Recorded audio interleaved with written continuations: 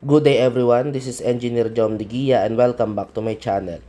So in this video, I will show you the basic schematic diagram of the geothermal power plant cycle.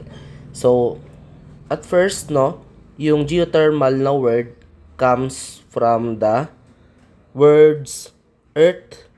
Yung earth guys is geo, yung thermal is heat.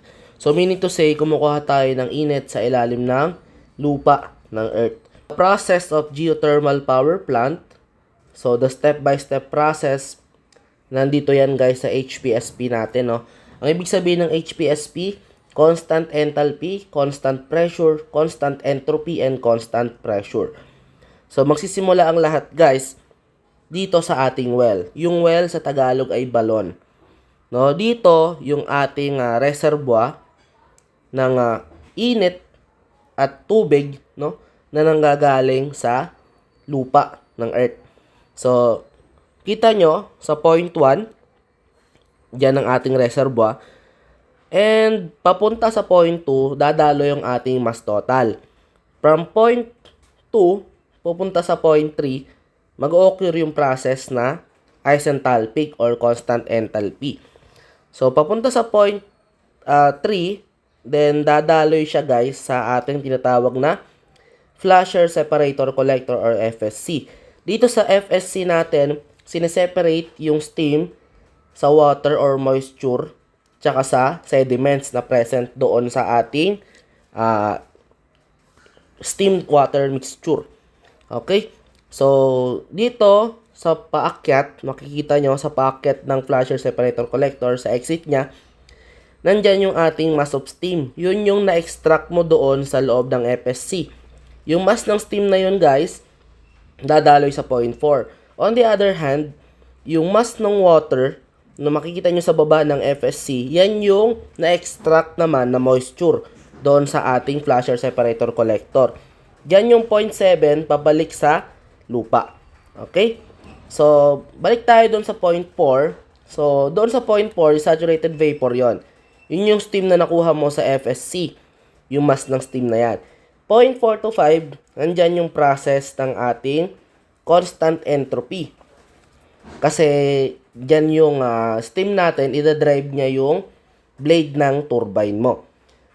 And then, pag exit sa point 5, kasi mangyari dyan guys, wet vapor mixture yan pagdating sa point 5. So, dadaloy naman siya sa tinatawag nating condenser. Nandun naman yung constant pressure process or isobaric process. Sa point 5 to 6 na yan, nandoon yung ating heat rejected. I-reject yung init and then sa point 6, ilalabas niya yung moisture or water pabalik na naman sa lupa. Okay? So meaning to say, yung mga water or moisture na nako-collect doon sa ating system ay binabalik lang din natin sa lupa. And the cycle repeats. Kukuha na naman tayo ng init at na may kasamang tubig doon sa ating well and then saka natin i-extract papunta sa ating system. So, the cycle repeats. So, doon naman tayo sa turbine, guys. So, the shaft is connected to the generator.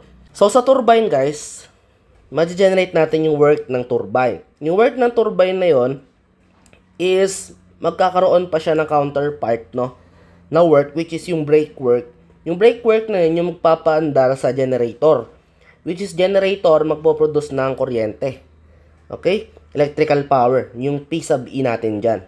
Yung magbibigay sa mga kabahayan, sa industry natin ng kuryente. So, dito, sa gitna ng dalawang to, nandito yung ating mechanical efficiency. Okay? NM sub E. So, mechanical efficiency natin yan guys. Kasi, yung input natin dyan, yung work ng turbine, yung output mo, yung brake work mo. Okay? So, ganun lang kasimple guys yung process ng geothermal power plant. HPSP, always remember. Constant enthalpy, constant pressure, constant entropy, and constant pressure. So, kinokollect lang natin yung steam, ibinabalik lang sa lupa yung ating moisture or water. This is Engineer Jom Digia. Maraming salamat sa panonood and God bless us all.